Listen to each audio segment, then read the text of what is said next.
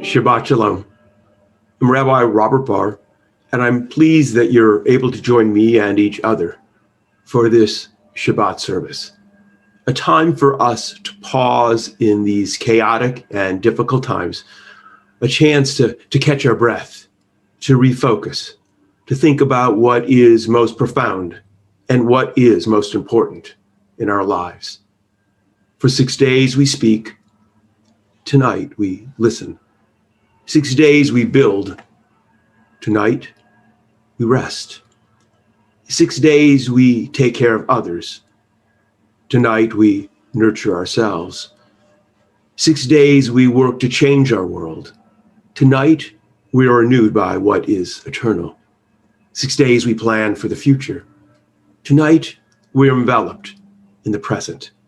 6 days we eat and drink in haste, tonight we savor the taste of bread and wine and feel the bond of the world that feeds us. 6 days we teach, tonight we learn. 6 days we hear the clamor, tonight we listen for clarity. 6 days we struggle to expand our influence, tonight we are dissolved in a greater influence. 6 days we focus our vision of the task at hand, tonight we look beyond what we can see. May each of us find our Sabbath peace. Shabbat Shalom. Again, I'm Rabbi Robert Barr of Congregation Beth Adam. That's our bricks and mortar congregation here in Greater Cincinnati, and our Jewish community, our online congregation. We've been online for more than a decade. We've been streaming services for close to 13 years now. We recognized when we built an online community that it was a chance to reach out to people around the world, to create a sense of shared experience, to learn from one another, to share what we were doing here in Greater Cincinnati. With the pandemic, our streaming services and our online community has become more important. With the pandemic flaring and us being told even more so that we need to make sure we keep our distance from one another, literally, because we can spread the disease. Being online allows us to maintain a sense of connection, a sense of community, to know that we're part of something larger than ourselves. Our bricks and mortar members are participating in this service as well, because it's a chance for us to be together. But the technology is only a piece of what is important. It's also the voice of Judaism that we give expression to here that is vital. At Congregation Beth Adam, our bricks and mortar community, we have been together for more than 40 years.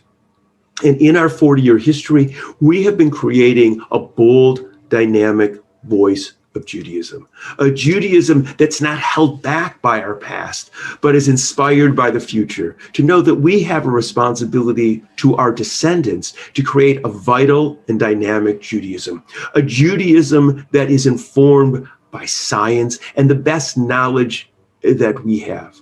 Our ancestors created a Judaism and services that reflected who they were. We have the right and the responsibility to create a Judaism and a liturgy that reflects who we are, that we can pass to the future generations. For in Judaism, change and evolution is actually the only constant. So I'm pleased that you're sharing this Shabbat service with me and with each other.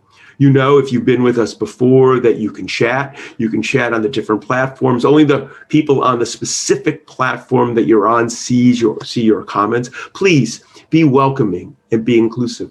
Please let us know where you are participating from. And I know as well that while some can participate at 6 o'clock standard time, many people can't. They live in different time zones, or their work and their lives don't allow them to take a pause right now. Whenever you watch, you're part of our community. So I'm delighted you're here, and we're going to continue our service with the lighting of the Shabbat candles. On Shabbat, we light the candles. Candles bring forth light, illuminating the darkness. Candles offer us warmth, providing comfort. Candles awaken us as we reach for possibility. As we light these candles, let us use their light to stretch beyond ourselves, touching others, bettering our world. Baruch ha'or ba'olam, blessed is the light within the world. Baruch ha'or ba'adam, blessed is the light within each person. Baruch ha'or b'Shabbat, blessed is the light of the Sabbath.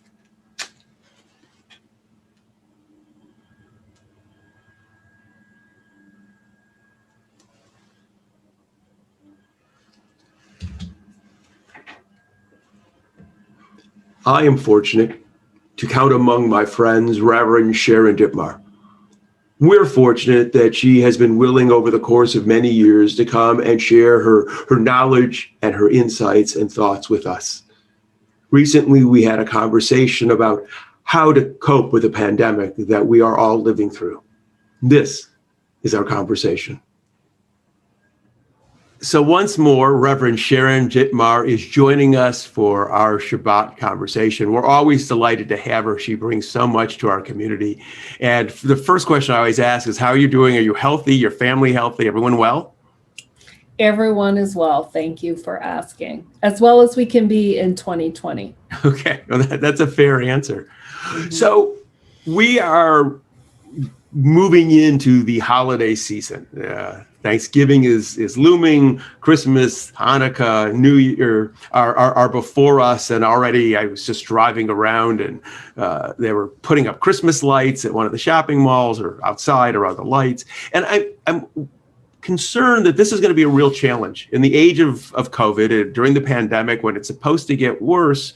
How are people going to cope with and handle and make these holidays special?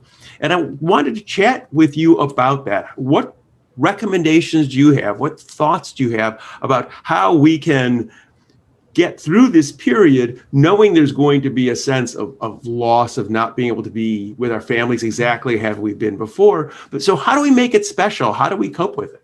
Your thoughts?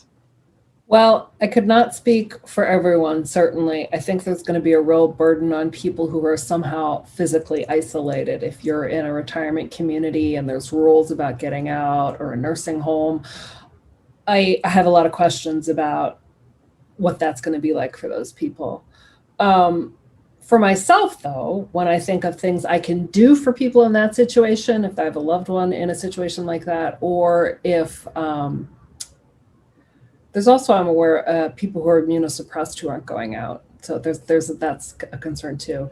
And then also what I can do so I'll start with myself. Okay, here's what I'm doing, Bob. Yeah, what are you doing? Yeah, for yourself. What are you doing, Sharon? Okay. You're making babka. You're making babka. You're going to... No, I am not making babka, though you know my love of chocolate babka. So what I am doing, though, is making little things. And so, for example, last week I canned applesauce with a former neighbor. So we got together and we canned applesauce, and I came away with these little jars. And I like to give gifts. Not big things, not expensive things. I don't think you can buy happiness. But to me, these are like tokens of connection. And I've thought about how am I going to spend about a 6-week period handing them out. So here's the fun thing. Since I can leave my home, unless I get quarantined in it for some reason, I could say I'm bringing a package over to your house at 3. I could sit on their porch, step back, and we could chat. Mm. And to me, that's a real joy. And it's like, I made this applesauce and I thought of you. And because I miss my friends terribly. I also I had to order, I'm specific about where I get chocolate because a lot of it is sourced in ways that harms people. Cocoa is. Right. So I use, for example, Equal Exchange. There's other places you can use as well. But I ordered the bulk cocoa box because I'm just going to give away the containers of it as well. I mean, so then I started to think about what are the little care packages I'm going to give to whom and when am I going to take them? And that helps me feel connected. Okay, is those are for Christmas, or is it just holiday season? Holiday season, it's something to do, and so there's a way. So gift giving, not big gifts, but thoughtful, small, connecting. Yeah, and so and I thought, well, some of my friends are Christian, but some are Jewish, and I was like, well, if I learned the words to the dreidel song again, which I've forgotten, I could drop it off and sing it. I mean, it would be silly. They have kids. The kids would sing along with me. I mean, what else am I going to do at home? I mean, but I can think about things that are going to make me feel connected to other people. And like, is there anyone I know of who's kind of shut in that I want to send a card to? That's like something else I've been thinking of. Anyone who's had a loss, that this will be an anniversary of a loss. Anniversaries of losses are hard times for people. And I actually find thinking about other people that way stops me from thinking about myself and what's sad for me. So this is really great. So rather than thinking about what we don't have or what what I'm personally not able to what I'm missing, think about others, what they may be missing or what they need, and then figure out ways to connect with them as a way to sort of switch the thinking process. Think of it as a season, not a day. I'm not like, what's my magical one day? I'm like, no, it's a season of like little memories. But I do have a car and I can get out. But like, if you couldn't drive, you could and could take a bus, you could figure out what are your bus routes to go where to see whom, right? Sure.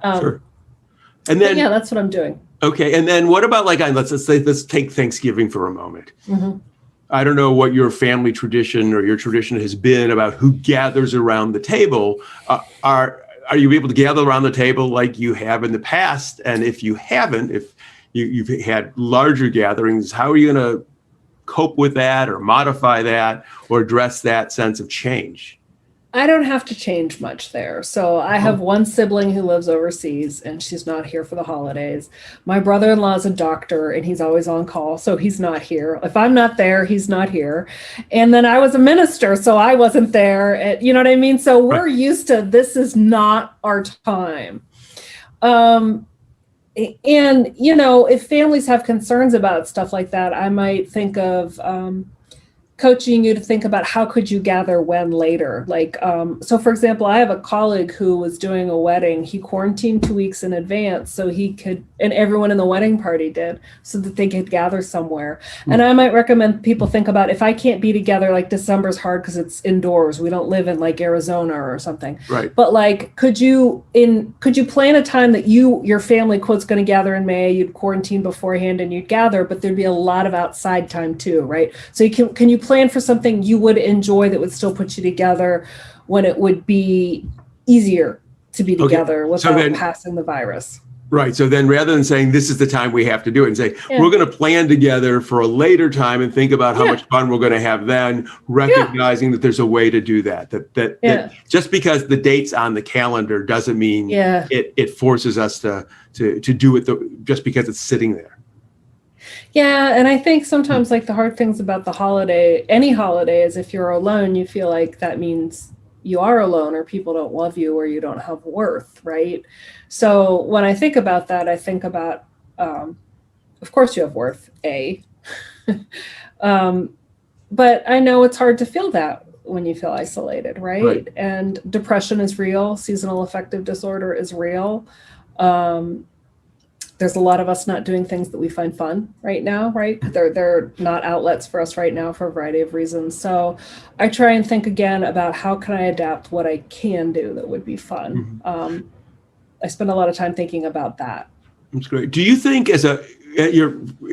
that people should acknowledge their loss, in the sense of when we gather around whatever table we gather around, for those people who have had a typical Thanksgiving or a Hanukkah dinner or a Christmas dinner, and acknowledge that what we are going through and make it overt versus trying to pretend it's the same, and say, we do miss our friends and we do miss our families. And in this moment, and really give voice to what we're feeling.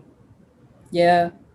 And I would even encourage you, like, if you're thinking like, Thanksgiving is going to be hard for you. Set up in advance someone you're going to call, or two people you're going to call on Thanksgiving, and one other thing you're going to do, right? Like if you're a retirement community, is there an activity at your community that day that you could do? And then are there two people, like some structure to your day?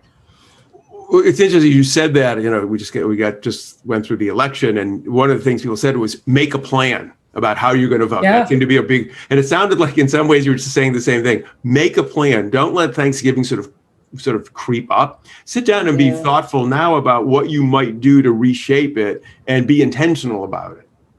Yeah. So like you can also treat yourself. Like if you're like, this is going to be a hard season for me, then there is something I'm going to binge watch that I've been looking forward to. I mean, new things come out all the time. I had some friends suggest to me I might really love Star Trek Discovery, and I was like, oh, okay. Oh, Star Trek Discovery. It has preserved my November for me. I watch an episode a night, So like it's something to like look forward to, right? Mm-hmm. And I didn't know about it. A friend told me about it.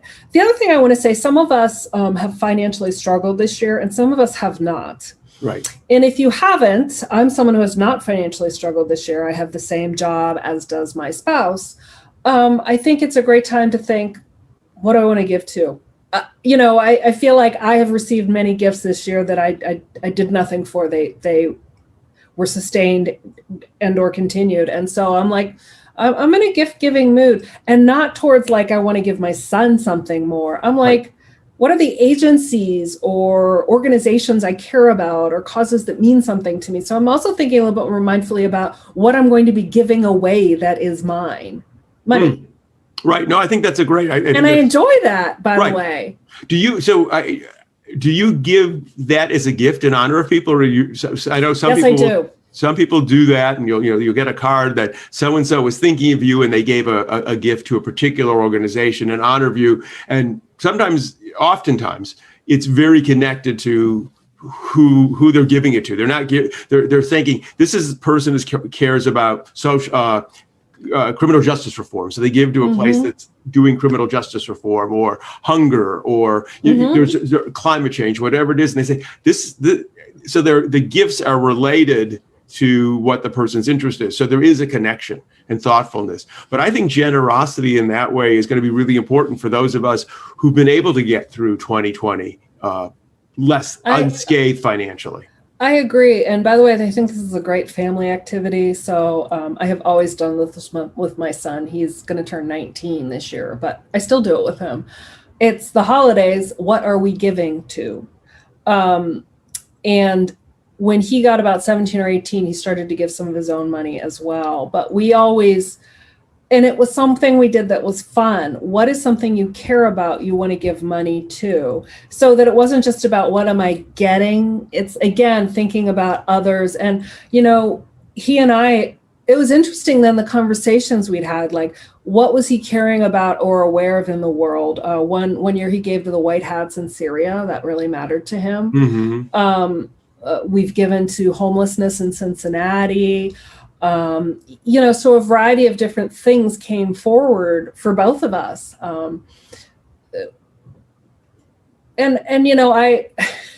obscure trivia about me. I have a love of great apes, a huge love of great apes. Really? Oh, I did. Oh yeah.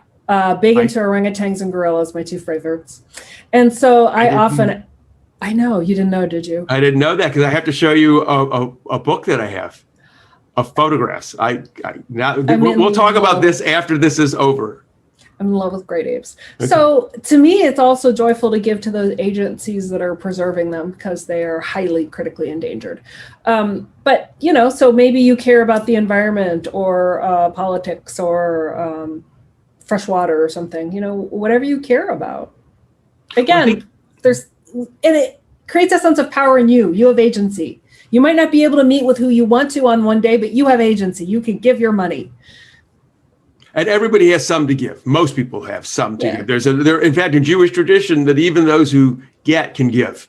You don't give what you can't afford, but that sense of agency, which I think is really important. And what seems to tie what you've said together is rather than focusing on what we don't have, the ability to get together, we should think about what we can do, whether it's creating gifts for people, making applesauce or picking gifts.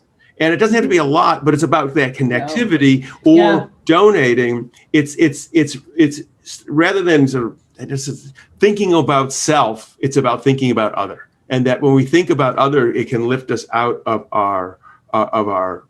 some of our doldrums, if you will. And it's also about connection, because if you give to something, you're in a relationship with it. It's like it's growing your community. So whether it's a nonprofit you care about or a person you care about, like whether you go to their house and deliver and stand 6 feet apart and for 5 minutes talk about something, or it just connects you. You're not alone. Right. I mean, that's wonderful, because I've been, it's something that I've been thinking about and wrestling with about what we were going to do. I know our family traditions are going to be different this year. We're talking about it. We started talking about it early. What can we do? What can't we do? And I think too, one of the things that's important is these decisions that we're going to make about not doing certain things are often going to be made out of love and out of caring. That it isn't about loss. It's oftentimes sometimes you do things that may be difficult, but you're doing it for a reason that's really important, which is you care so much about family and friends, you recognize that being together may put them at risk. And that out of a sense of caring and love, you say, we're not going to do it now. We'll figure out another time to do it, but we're not going to do it now. And remembering the reasons we're not getting together versus only exploring that sorrow, if you will. Yeah. Yes. I agree. And I would also mean, for those who are technological, the technology does allow for a different experience. It's not the same, but I'm guessing you have a sister who lives overseas. You've used some version of Zoom, Skype. I want to make sure whatever the Google does. I want to give all the companies that use all these technologies that you've had the experience of interacting this way before. That it's not. Sometimes we think it's only right now during the pandemic, but the reality is people live all over the world, and sometimes families connect in different kind of ways. Yeah, and I even encourage people to be creative. So say you travel to your children's home and you bring a pie because you're good at it, but if they're not gathering. If you love making that pie, make that pie and give it away to your neighbor, right? I mean, we need to disconnect from it can only happen if I do ABC. I'm like, well, just do it anyway and give it to someone else. I'm always like, just give it to someone else. Someone else is going to be like, you made this for me? They'll be delighted. Right. And I mean, I think cooking, certainly foods become symbolic, and we tie them to people. Oftentimes, people have recipes of deceased loved ones, and it's important to have it. Even if you're not doing the same meal, there's no reason not to make it. You don't have to eat everything you cook. You can give it away. Give it away. You got neighbors. You can still have the experience of cooking, but and sort of that connection and that sense of hominess, if you will, and that sense of remembering those traditions. And I think disassociating traditions is really important. I mean, that sometimes we're so trapped. It has to be this way. We're trapped by the has to, rather than saying, no, it doesn't have to be this way. We can change the tradition. Doesn't mean we're changing it forever. We're changing it for this year. Maybe we'll go back to it, or maybe we won't. But allowing ourselves that freedom to and this year I feel closer to my neighbors because I've seen them more, because we're not seeing everyone else, and so I'm actually periodically dropping them all little gifts anyway. So it's something I was going to do, and so it's like, okay, so you're not going to your family, you're not getting on a plane. Well, who lives next door to you? If you live, could you take them something? Oh, it's so interesting. This morning, I run most mornings, walk. I want to make sure people I run about part of the time, I walk part of the time, I listen to my books, podcasts. And there's certain people that I'm now seeing regularly. So the guy with the dog, I'm not sure exactly who is in front of Withrow High School, and we wave to each other, we say hi, and the weather's great. And I have this fantasy that when all this is over, I'm going to have a party or walk up and at least introduce myself to these people whose names we don't know, but whose faces I know, and who we talk to each other. Not a lot, but just really quickly, because it's 7:15 in the morning and everyone's going off. But there is a sense of connection that exists that's different than what had been, but it's very, very powerful and very meaningful. Yeah. So I appreciate the one thought I have that I just want to end on a sad note, but I do think we do, in some part of our celebrations, however we're going to do them, is to acknowledge 240,000 of our citizens have died. I mean, there is a piece of that feels important to acknowledge too. I mean, there's that we're watching and living through a horrific time. It's a pandemic. And think about all the families that those people aren't going to be there for their holidays. Right. Yeah. That's a lot of people. It's millions of people who are going to be like, so-and-so died this year because of COVID. Right. So I think, thinking if you're not a family that's lost someone, had a death, that thinking about what we have versus what we don't have, I think it's easy sometimes to focus on what we don't have. I think probably more so this year than I've ever thought about it, issues of gratitude, thankfulness, thinking about what has been positive through all of this is going to be really important, to sort of reframing and rethinking versus just only thinking about what we've lost. Because I think it's so important, because if you're fortunate, if you haven't had a loss, if you've not a death, if you've been able to keep your job or the income has been remaining stable, to remember those things, because there are lots of people who aren't having that experience. Mm-hmm. And there's value in that. So there's a lot of ways to make this holiday season bright. It's going to be complicated. It's going to be difficult. But I think we can lean on one another in a way that is going to be really important. And even this conversation, that we're doing, our streaming services have become more important. And this is a way to connect with each other, to be together, to keep on going. So thank you so much. I'm going to call on you again. You know that. I lean on you. Can't wait. We've known each other. We're friends for a long time. And I think that's how long it was. I can't remember anymore. You're pregnant with Adam when I first met you. Oh, then it's like 19 or 20 years. Yeah, that's what I still remember meeting you at Hebrew Union College. I remember you were there for a meeting. I think that was the first time I met you. Wow. So I am so pleased that we were able to have this conversation. I look forward when we're sitting down together in the same room. Look forward to maybe taking a trip to Israel again together. Next year in the studio, Bob. Next year in the studio. There we go, building new traditions. So Reverend Dittmar, thank you so much. Stay safe and stay healthy, and all the best to your family. Reverend Dittmar reminds us that even in the midst of this pandemic, when we are socially distanced, we still have the capacity to maintain community, to reach out to one another, to help those in need. Her words inspire us, challenge us, and they call us to action. We continue our service with our memorial. Those of our bricks and mortar congregation, Beth Adam, your family names are listed in our Yortzeit list that we maintain. Those of you who are part of our online community were invited to send me names of deceased loved ones. If you haven't sent me a name, or the name that you're thinking of isn't on our Yortzeit list, please write it in the chat now. We're connected to one another. We're part of something larger than ourselves. And memory and grief is something that we share, that we know that there are others who are with us at this time. So we pause and we remember. For the cycle of life unfolds. Just as we rejoice in new life, we mourn its final ending, the inevitable death of those whose lives has touched ours. Today, we join voices with others as we say aloud the words which help us recall those we've lost. We remember the moments we've shared, the laughter and the tears, the beauty and the pain. Inevitably, as our lives intertwined, as we have touched one another, we've been influenced, changed, and enriched by their presence. And so, as we mourn their loss, we celebrate their life. Thus, the cycle continues, their lives forever marking the continued unfolding of our own. We pause at this time to reflect upon those who are no longer among us. This moment of remembrance links life to life and generation to generation. And so we recall recent deaths: Ruth C. Emden, Barbara S. Gibson, B.B. Kagan.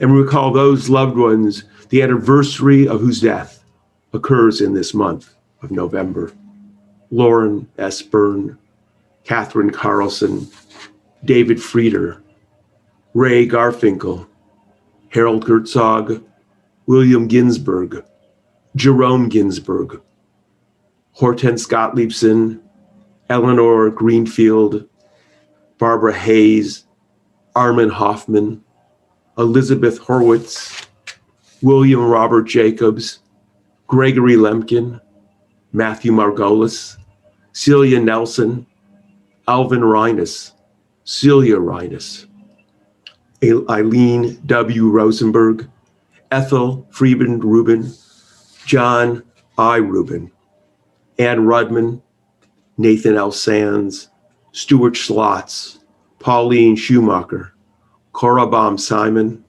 Irwin B. Stout, Brian Suskin, Miriam Wallace, Kierzan Grando, Celia Cohen, Albert Van Meter, Paul Cooper.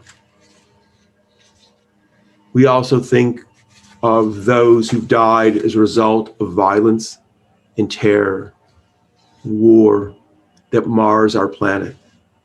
We think of the tens of thousands who've died from the pandemic, the coronavirus that is wreaking havoc in the United States and around the world.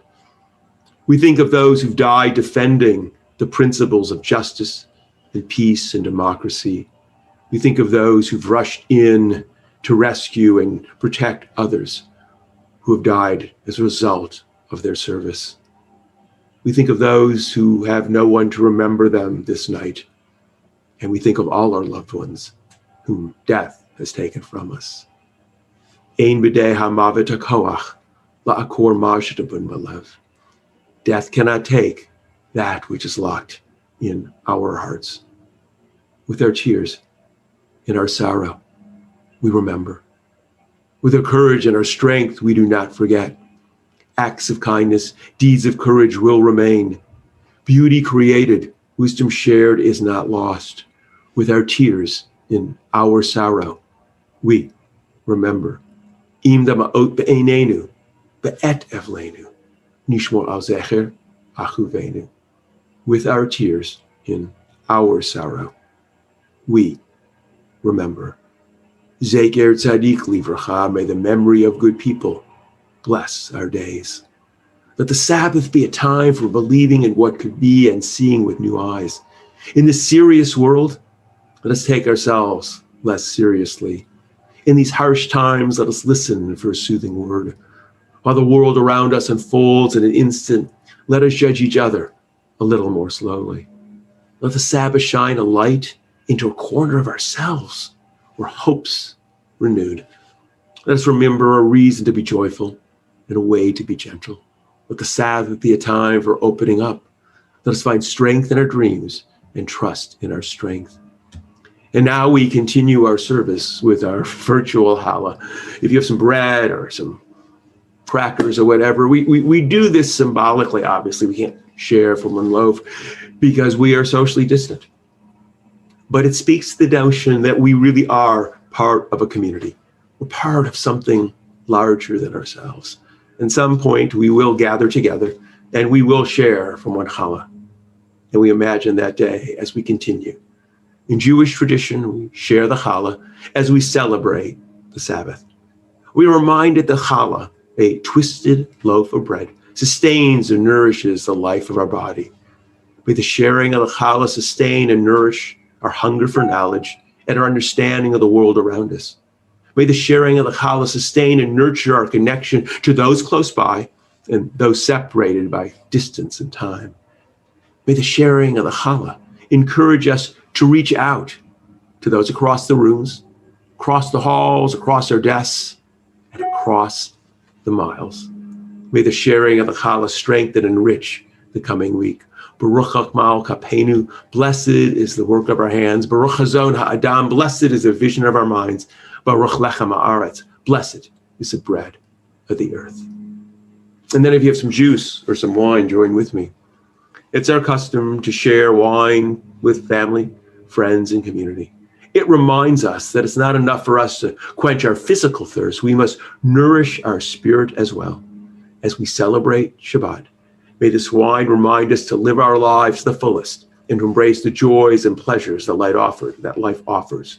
Bruchim chachayim ba'olam, blessed is the life within the world. Bruchim chachayim ba'adam, blessed is the life within each person. And so we say, l'chaim, to life.